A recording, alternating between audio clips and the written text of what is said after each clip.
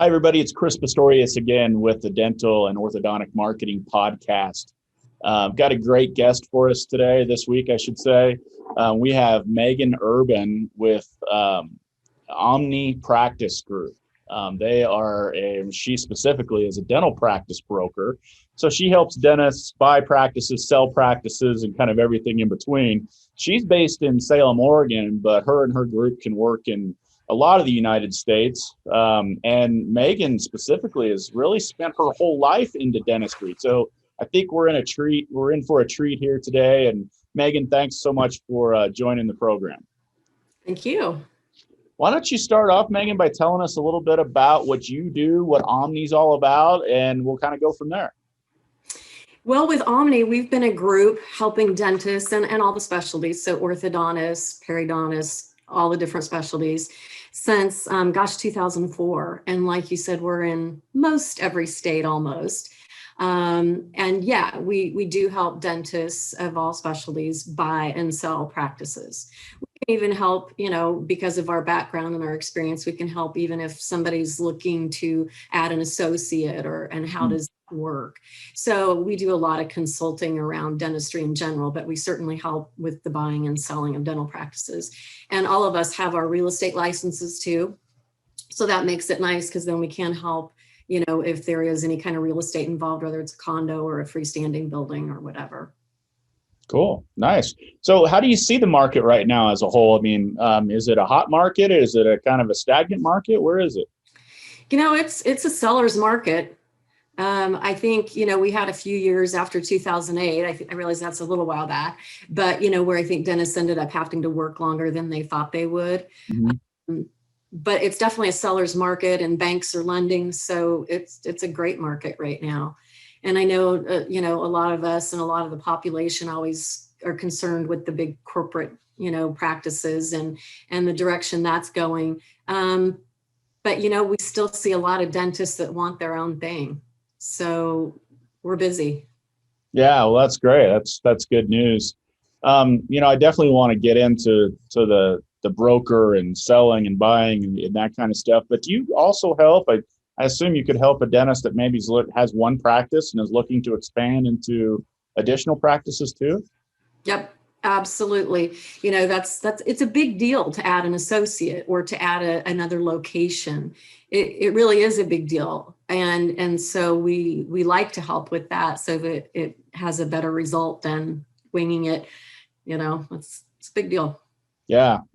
So talk a little bit about banks and lending, and I know that's certainly part of it, but have you seen any banks be a little tighter now because of COVID, or are we starting to see that kind of expand out now?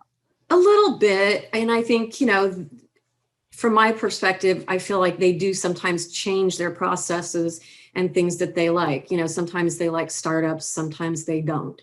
Sometimes they like multiple locations, sometimes they don't.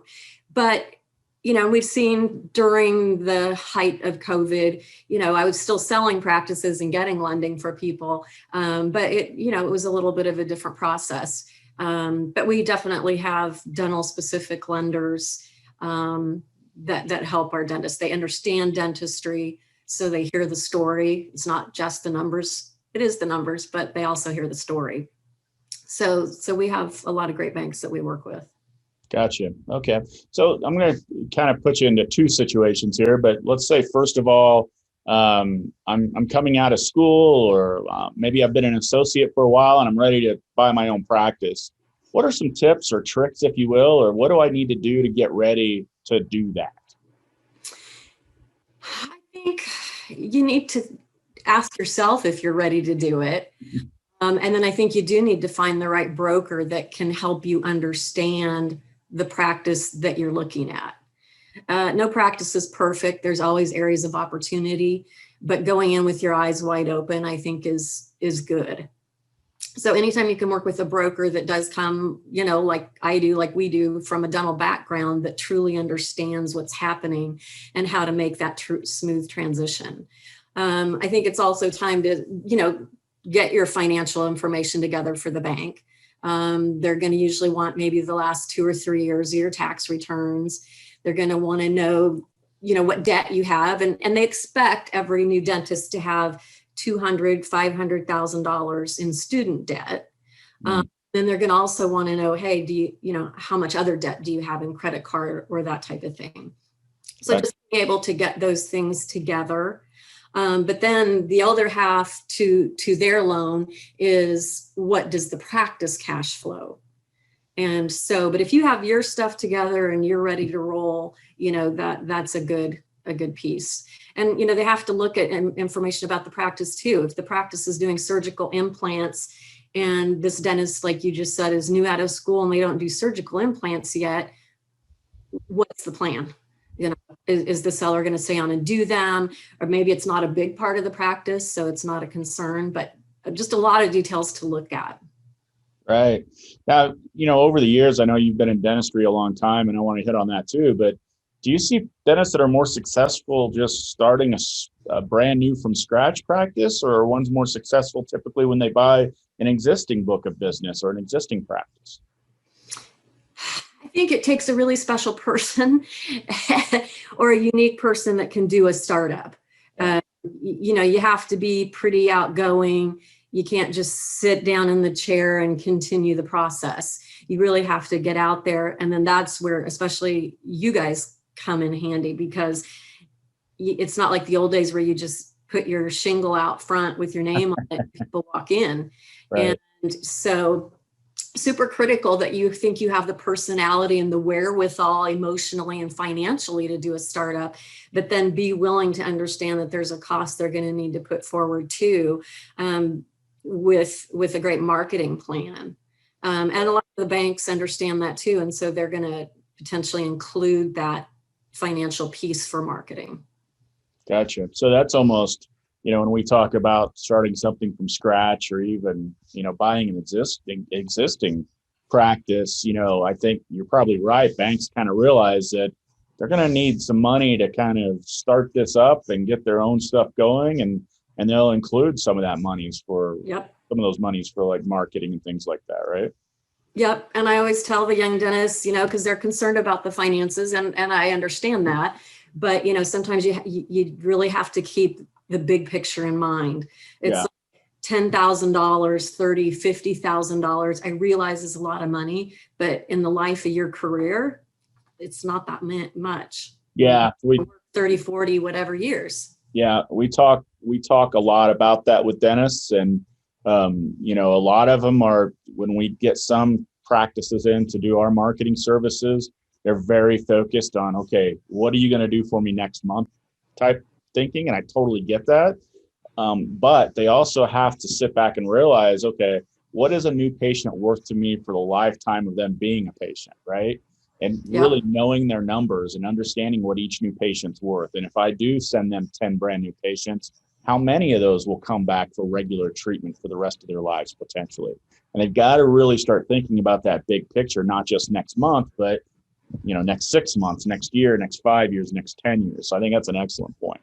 Yeah, and which is why I always encourage them too, is it is important, your new patient count, but let's look at your recare. How many did come for their regular cleanings and perio maintenance? Where are all those people going? Yeah, you're exactly right. And I've seen it too many times where, a dentist will focus on new patients, certainly a huge part of it.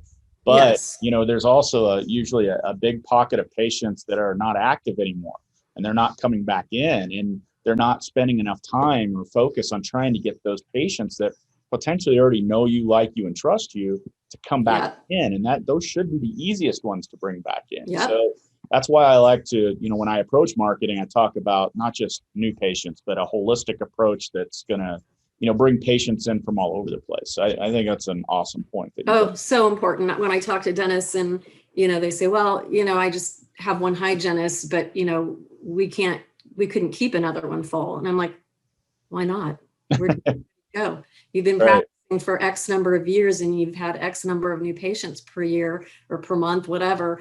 Where is everybody? Right. Yeah, you're totally right.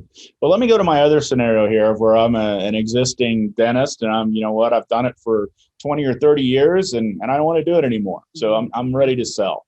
How long a leadway do you typically got to start thinking about that process, and what do you need to have in place, and what's the process with that? There's no right answer. I think sometimes, dentists are lucky enough to say, hey, I have a 5-year plan. And that's where the trusted advisors work together, like you and me, the accountant, all that type of stuff, to say, how do we make this work in a way that makes sense? And we have 5 years. But if you don't have 5 years and you're ready to sell, that's still fine too. Either way, we just are going to need to know what your plan is. In fact, I always recommend, it's not my business and you don't have to, but I always say, yeah, talk to your financial planner. Are you ready? Can you financially retire? And if you can't, that maybe you still need to get out because of a health problem or whatever anyway. But what are you going to do with this money? In a way that makes sense tax wise. You still pay your taxes, but what are you going to do with these funds? Then really the next best thing is just to know, that, hey, I have my CPA that's going to electronically send you my tax returns. And here's the reports that we need from your software. And then we do evaluation, come up with what we think is the reasonable price. And then we recruit and find the right fit. Sometimes, sellers are lucky enough to have several options and pick the buyer that they think is going to be the best one in their shoes. Sometimes they don't, just depends. And then it's time to start thinking about a non-compete. Does the seller, sometimes all of a sudden the day of closing, they're like, well, I really think I kind of want to work a couple of days a week. And it's like, oh my gosh, hold on. That's not part of the plan. The new dentist has to eat. The food now is theirs, and they have to pay the bills and pay the bank. So it's really good to think ahead. I think a little, for most of them is what am I going to do? Do I want to have in my non-compete that I have the right to help these 5 friends of mine, for 1 or 2 weeks at a time to cover vacation? Right. All those details need to be in the contract. So that's stuff that you need to think about before. Right. So, I get asked this a little bit too in marketing is, how do you evaluate a dental practice? Is it, how much income? Is it, how many patients? It's is there a basic scenario or a formula on how to evaluate a dental practice? Yeah, there is. I mean, it's actually a fairly complex evaluation that we go through. And there is a certain huge part that's the last 3 years of financials. And we do look at adjusted cash flow. I mean, when you look at somebody's tax returns, they may have 3 kids on payroll for tax and retirement, benefits. So we take that piece out so that we can see what amount of cash would truly be available to a buyer. Right. So we do look at the last 3 years numbers of how much did you collect and how much did you put in your pocket. We absolutely, that's a big part of it. And then we do look at, what's the new patient count? I think every new dentist, that's a huge question for them. And what website do they have? We look at, the location. Is it urban or rural? Does it look like 1975 in there? Or, we don't need it to look like the Taj Mahal, but those things do definitely play a piece in it too. Once we have the financial piece, then we say, okay, what is this other piece? Right. Okay. And I guess, if you own your own building, that's one thing, but look, I think most dental practices are in some sort of a lease situation. And does it matter how far along they are in their lease and what those terms look like? Or I guess my question would be, if I'm 3 years from retirement potentially, should I worry about a longer lease to renew with or a shorter one? Or what's your advice for that? Yeah, that's very important. I'm glad you said that. It's super important. And a lot of times I notice when I talk to dentists that have a lease, they don't even remember. I'm like, it's time to dig that out, time to find that lease and see how much longer you have and what the details are. Even if you've got 20 years left on your lease or something, can this new person take it over? Right. So yeah, lease is super important. And I think you definitely need to know what you have available, because the bank isn't going to give the buyer money if they don't have that building and that space to practice in. Yeah. That totally makes sense. What value, kind of bringing my world into this, marketing a practice and being able to show that you've marketed a practice over the last few years, and you can show physically that new patients come in from your marketing efforts, does that help with the value of a practice?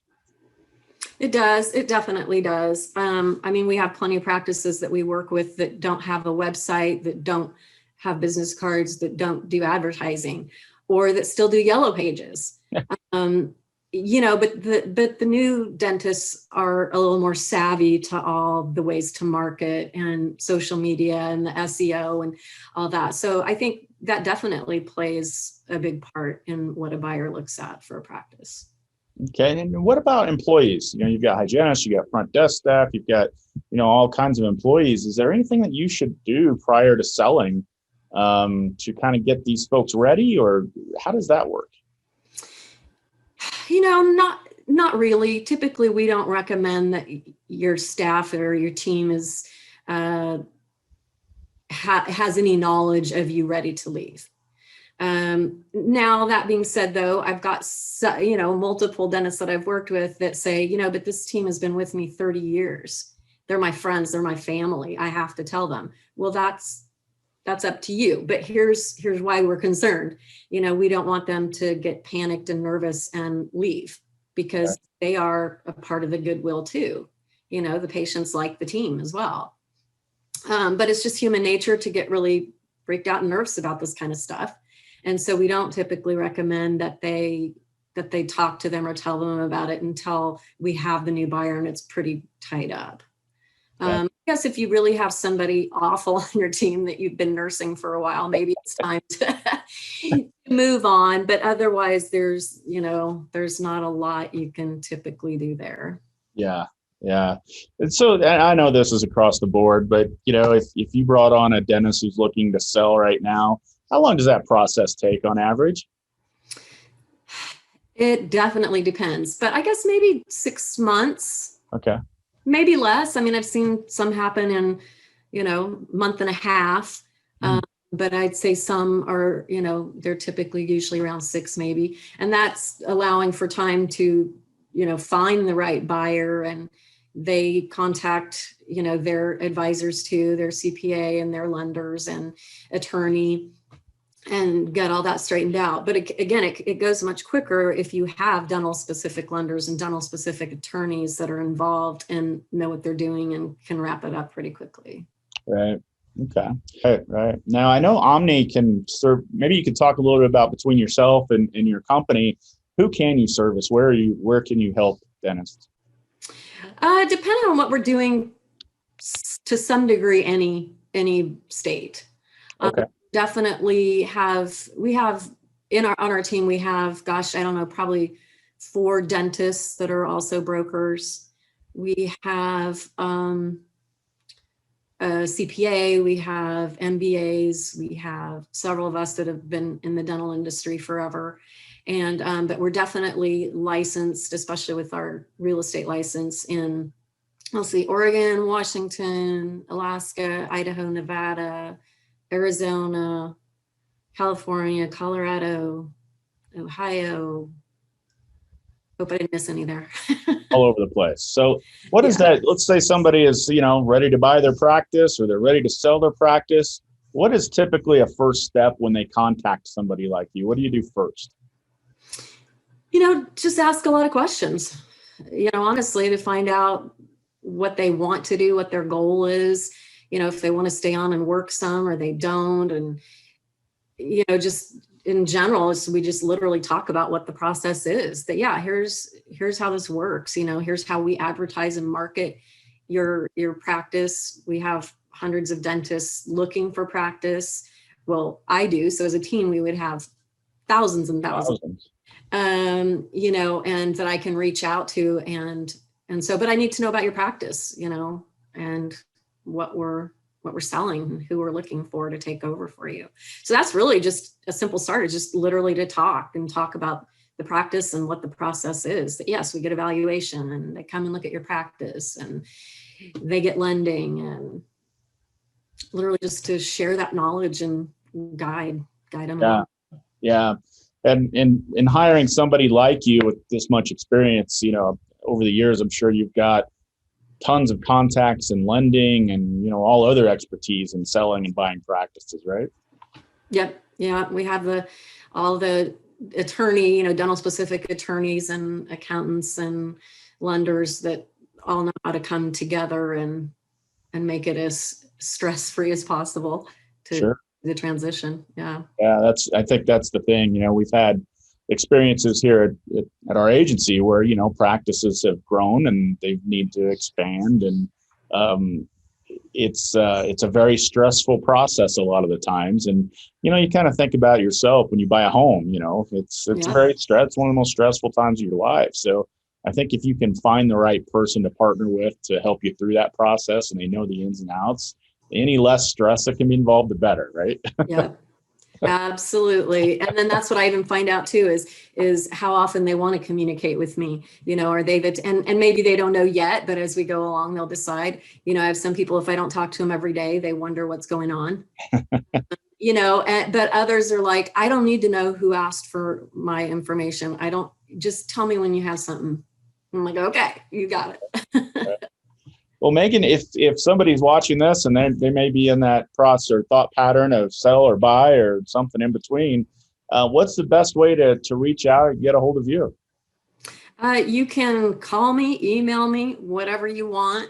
Our website is omni-pg as in practicegroup.com, and it'll have my phone number and my email. So I'm available. This is what we do. Awesome. And I'll make sure that on the video, wherever you're watching this or listening to this, your details will be attached to that as well. Somebody could easily reach out and get a hold of you if they have questions or, just need advice. Yeah. Sometimes it's just talking through something that at least, I have all these years of experience. And, when you're in your own little office by yourself, maybe you have a couple of golf buddies that are dentists, but you just don't know. So sometimes just talking through a few things, Yeah, for sure. Well, Megan, I appreciate you taking the time to be with us today. I know you're very busy. Maybe we could follow up in a few months and just see how the market is and go from there. But thanks so much for taking the time to be with us today. Thank you so much. Great. Awesome. Well, thanks everybody for watching. I hope you got a lot out of this and great information that Megan just unpacked for us and buying and selling and everything in between, how to get ready for it, how to prepare, what questions sometimes to ask, things like that. So please join us in our next episode, and thanks again for joining us today.